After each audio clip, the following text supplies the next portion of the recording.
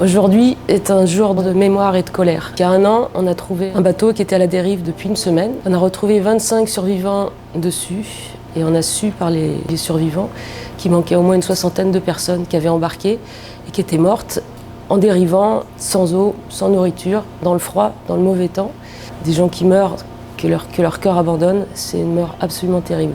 C'est tragique et on veut se souvenir de tous les morts et on pense aux survivants. Il semblerait que les personnes à bord étaient capables d'appeler les secours avant que leur téléphone ne soit endommagé par l'eau et qu'ils perdent aussi leur GPS. La trace de ce bateau a été perdue par les autorités et que personne n'a cherché à savoir ce qui s'était passé. Les survivants racontent qu'ils ont vu des drones, des hélicoptères, des avions les survoler, que des bateaux les ont abordés et sont repartis. Ce qui signifie que des gens savaient exactement dans quelle situation ils étaient, parce qu'il n'y a pas d'ambiguïté quand on rencontre ce genre de petits bateaux avec des gens en train de mourir dessus. Et à ce moment-là, c'est une tragédie toujours, mais surtout ça devient un crime, parce qu'abandonner des gens en mer, le droit l'interdit.